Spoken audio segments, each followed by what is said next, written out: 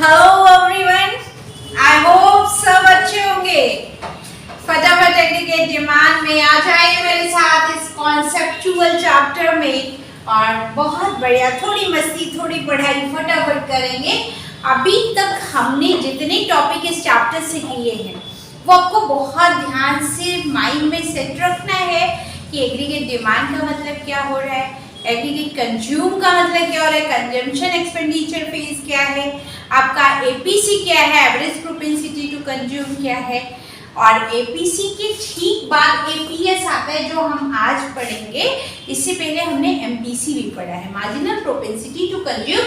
तो उसके आगे के अब वीडियो लेक्चर में आप मेरे साथ कनेक्ट होगे। पीछे के वीडियो पहले आप देखोगे, आपके डाउट्स नहीं होने चाहिए, उसके बाद आपको यहाँ पे आना है और ये वाला वीडियो देखना। पीछे के वीडियो कनेक्ट रहेंगे। चलिए जुड़िए मेरे साथ। देखिए aggregate demand to related concept में हम लोग क्या पढ़ने जा रहे हैं, प्रोपेंसिटी टू सेव, यानी सेविंग का एक कीड़ा कैसे दिमाग में आ जाएगा कि जितना कमाना है उतना खा जाना है तो काम नहीं चलेगा बाबा। उसके आगे भी सोचना है कैसे। मीनिंग देखिए, saving is the difference between income and consumption. Saving एक ऐसी चीज है कि हमने जितना कंज्यूम किया, हमारी इनकम हुई और इनकम में से हमने कुछ कंज्यूम कर लिया, लेकिन कुछ हमने सेव कर लिया, कुछ बचा लिया। कैसे? देखिए फंक्शनल रिलेशनशिप दे रहा है सेविंग का, बहुत ध्यान से समझेंगे। यहाँ एक प्रैक्टिकल, सेविंग का मतलब बचाना, फंक्शनल रिलेशन का मतलब किससे, आपकी इनकम से। इनकम किस में जुड़ रही है, आपकी नेशनल इनकम में आपकी टोटल इनकम जुड़ती है।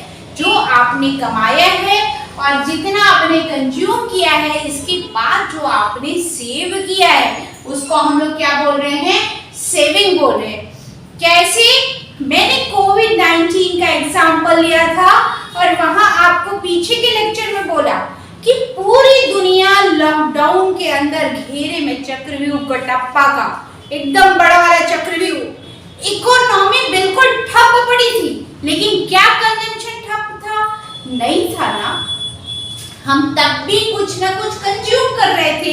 वो कंजम्पशन हमने कब किया होगा, जब हमने अपने कमाए गए पैसों में से कुछ सेव किया होगा। इसी को हम लोग यहाँ पे प्रोपेंसिटी टू सेविंग में पढ़ रहे हैं।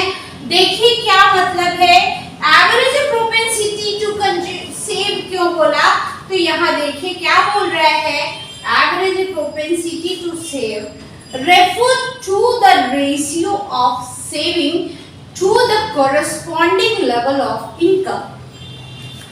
इसका मीनिंग क्या हुआ कि आपने जितने टोटल पैसे कमाए उनमें से कुछ ना कुछ सेव किया। कब?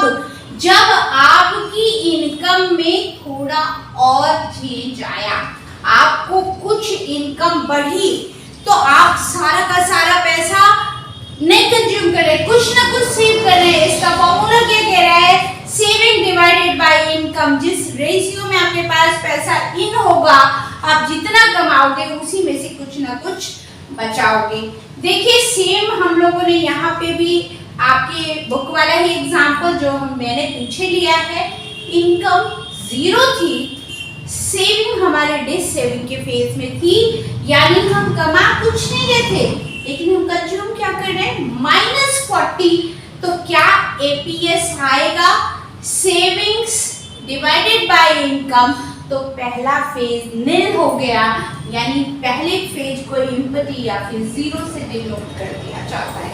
दोनों ही बिल्कुल सेम। एक चीज यहाँ देखिए, अभी मैंने यहाँ पे 0 लिखा, पहले मैं इस 0 को रब कर रही हूँ। जैसे ही मैंने बोला इनकम 0 है, आपके पास आपकी सेविंग -40 में जा रही है, तो मेरी ही क्लास के स्टूडेंट ने इमीडिएटली में से अभी पूछा कि मैम आपने यहाँ पे जब एपीसी का फॉर्मूला था सेविंग डिवाइडेड बाय इनकम, तो आपने यहाँ 0 क्यों लिखा? आप में से बहुत से स्टूडेंट को ये लग रहा है कि 0 इनफिनाइट होता है, तो भैया इनफिनाइट की वैल्यू अगर 0 की वैल्यू कोट करोगे तो 0 ही होगा ना। आपके पास फॉर्मूला कंप्लीट नहीं कर रहा है, इनकम से डिवाइड, तो इनकम 0 थी, तो आपके पास क्या है, कुछ भी लेना तो आप चाहे डैश छोड़ दीजिए और चाहे यहाँ 0 लिख दीजिए, दैट्स वाई। अब देखिए इनकम कितनी 100 लगातार बढ़ रही है और जैसे ही हमने 100 रुपीज अर्न किया है यहाँ पे, अभी भी हमारा घाटा कितना हो रहा है, हम कंज्यूम ज्यादा कर रहे हैं, अर्न कम कर रहे हैं, -20। तो फॉर्मूला बोलता है सेविंग डिवाइडेड बाय इनकम, तो 100 डिवाइडेड बाय 20, आपके पास एपीएस कितना आया 0.20। यहाँ पे आपका एपीएस आया, आपकी इनकम से आपने अपनी सेविंग को डिवाइड किया, आपका 0.20 अभी माइनस में है।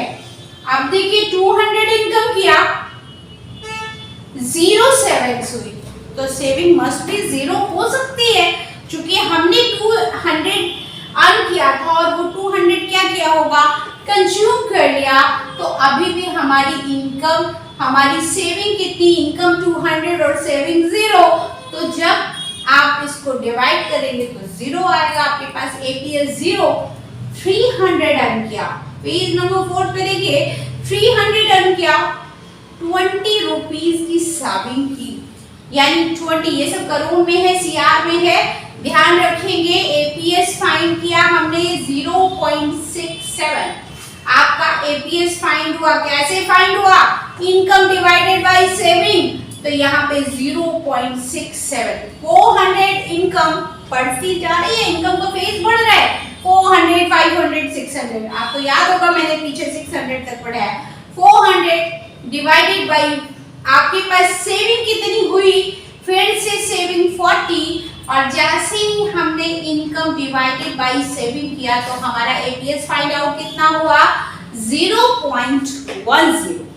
बहुत ध्यान से करेंगे, यहाँ मिस्टेक्स नहीं होनी चाहिए आपसे, आप पे गलतियां बहुत भारी पड़ती हैं, तो ये चीज आपको कॉन्सेप्चुअल देखना है, कॉन्सेप्ट से पढ़ेंगे, ग्राफ बदल सकता है, यहाँ पे एजम्पशंस बदले जा सकते हैं, लेकिन आपका कॉन्सेप्ट सेम टू सेम रहेगा। वापस से देखिए, ये ग्राफ किसी को समझ नहीं आया था, अभी हमारे ही क्लास में बच्चा लोग बोल रहे थे, तो बहुत ध्यान से सोचिए कि मैंने ये क्यों बनाया। सबसे पहले 0 से आपने क्या दिखाया है, x तक इनकम फेज को दिखाया, 0 से x तक सबसे पहले इस लाइन पे हम लोगों ने क्या दिखाया, इनकम फेज दिखाया है। ओके, दूसरा देखिए, यहाँ पे हम एक रिलेशन दे रहे हैं, सेविंग को हमने नीचे से क्यों बनाया, इसको मैं थोड़ा सा रब कर रही हूँ, आप देखिए इस वाले हिस्से को भी रब कर रही हूँ और ध्यान से देखिएगा, सेविंग हमने नीचे से ली एक ऐसे पॉइंट से कि जब हम कमा कुछ नहीं रहे हैं, लेकिन हम क्या कर रहे हैं, कंज्यूम, डिस सेविंग हो रही है हमारी, तो ये जो डिस सेविंग वाला पॉइंट है यहाँ पे, ये हमने दिखा रखा। आई होप ये चीज आपको क्लियर हुई। आप देखिए सेविंग्स लगातार बढ़ी, पहले घाटा घाटा घाटा, तो यहाँ तक भैया हमारा घाटा आया, कमाई कुछ नहीं है, तो सेव ही नहीं कर पाए, जितना कमा रहे थे उससे ज्यादा कंज्यूम कर रहे थे, एक ऐसा फेज था अर्न ही नहीं कर रहे थे, तो यहाँ पे सेविंग्स को हमने इस तरीके से जैसे जैसे पार्लर ऊपर गया वैसे ही रखा हुआ है। इनकम फेज 0 हुआ, तो इनकम फेज 0 को भी हमने यहाँ दिखाया, इस फेज में 0 इनकम है और इसी चीज को यहाँ पे प्रूफ किया गया। आप देखिए APS slip the term, APS equals to saving divided by income, आपका फॉर्मूला था। अगर आपकी सेविंग्स किस कंडीशन में नहीं होगी, जब आपकी इनकम नहीं होगी, आपकी इनकम इतनी होगी कि आप कंज्यूम कर ले, उस जगह पे 0R लिखा हुआ है, यानी जब आपके कंजम्पशन से कुछ बचेगा तब ना सेव करोगे, तो जब सेव ही नहीं किया है, आपकी इनकम इतनी ही रही कि आपने कमाया कम, खा गए ज्यादा। कोविड-19 का एग्जांपल लिया हम लोगों ने कि कोविड-19 में कोई कमाया नहीं, किसी ने कोई सेविंग नहीं, जिसकी सेविंग्स थी सबने तोड़ी। क्यों? क्योंकि इकोनॉमी क्या है, शट डाउन है, पूरा लॉकडाउन में सारी दुनिया क्लोज पड़ी, तो फिर क्या करोगे, ये वाला ग्राफ आप उठा के छाप दोगे। अब चलो यहाँ पे देखो, बहुत इंपॉर्टेंट है, बहुत ध्यान से समझना है। बहुत सोच रहे होंगे, अरे मैम आप खुद तो पता नहीं क्या कंफ्यूज कर देंगे, क्या हमें नहीं कंफ्यूज होना है, आपको कॉन्सेप्ट दे रही हूँ और बहुत कूल होके पढ़िए ना, कुछ भी डरना नहीं है। एक ही तो चैप्टर ऐसा है जिसमें कॉन्सेप्ट आ रहा है, तो बढ़िया से कर लीजिए। और मुझे क्या चाहिए भैया, आप लोग को पता है मुझे आपसे क्या चाहिए। तुम्हें पढ़ना पसंद है, मुझको पढ़ते हुए तुम चलिए करिए, आपको रिजल्ट देना है। और मुझे टॉपर में कौन पसंद होगा, आप। तो बिल्कुल जुड़े रहिए मेरे साथ। आइए देखते हैं यहाँ फर्स्ट इंपॉर्टेंट थिंग क्या लिखा है, APS can never B one. APS can never B one, APS कभी वन नहीं हो सकता और मोर देन वन। तो एपीएस क्या बोल रहा है कि कभी वन नहीं हो सकता। तो यहाँ पे मैं प्रूव कर देती हूँ आपको यहीं पे कि क्या हमारा एपीएस कहीं पे मोर देन वन या नेवर बी वन। आप करके देखो, यहाँ पे आपको मिलेगा।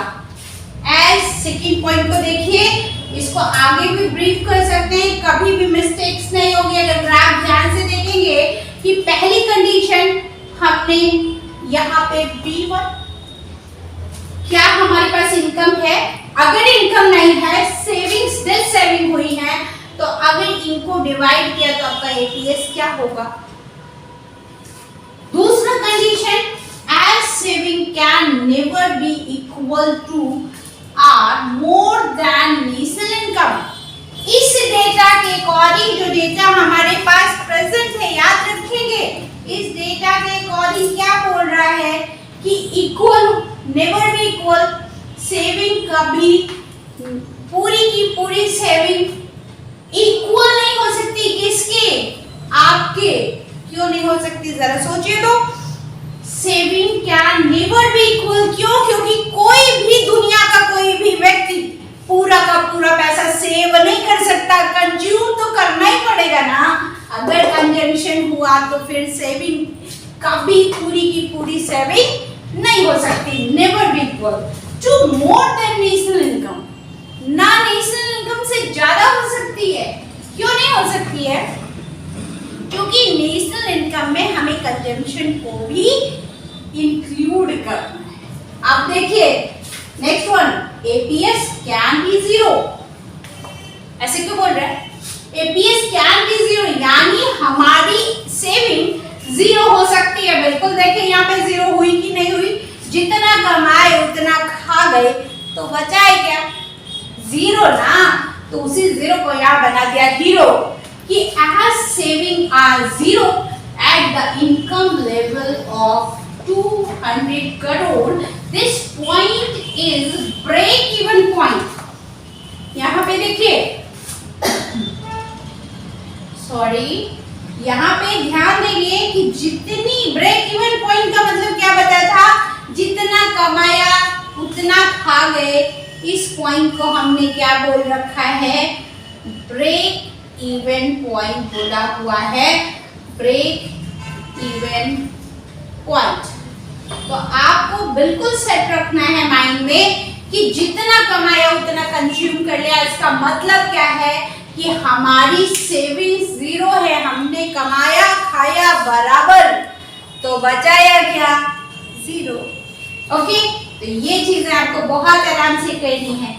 इससे पहले भी मैंने कुछ पढ़ाया है आप लोगों को एपीसी, तो अभी मैं जब ये सारी की सारी मेथड आपको क्लियर कर दूंगी एक वीडियो लेक्चर में, पूरा ऑल ओवर हम लोग एक साथ एक डायग्राम पे पढ़ेंगे और आपके सामने मैं वो गेम करूंगी कि आप कैसे सबका सब फाइंड करोगे। ये बहुत बड़ा ट्रिक है, तो आपको यहाँ पे अच्छे से, जिनको भी स्क्रीनशॉट लेना है लीजिए, और इसके आगे हम लोग पढ़ेंगे मार्जिनल प्रोपेंसिटी टू सेव। देखेंगे क्या डिफरेंट आ रहा है। Thanks, I hope everyone clear, और मेरे साथ जुड़े रहिए। अभी तुरंत ही हम लोग अगला टॉपिक पढ़ रहे हैं, मार्जिनल प्रोपेंसिटी टू सेव। कोई डाउट अगर आपको एपीएस में आ रहा है तो आप मेरे को कमेंट बॉक्स में लिखें। अगर मेरा पढ़ाने का अंदाज आप लोगों को कनेक्ट कर रहा है ना, तो ज्यादा से ज्यादा शेयर, सब्सक्राइब और लाइक करते रहना है। और जुड़े रहना है मेरे साथ मेरे नेक्स्ट वीडियो लेक्चर के लिए। आप सब बहुत अच्छे से करें। ये एक इतना इम्पोर्टेंट टॉपिक है आपके बोर्ड एग्जाम के लिए कि यहाँ से क्वेश्चन बहुत आराम से पुट ऑन होंगे। तो like share and subscribe. Thanks for watching.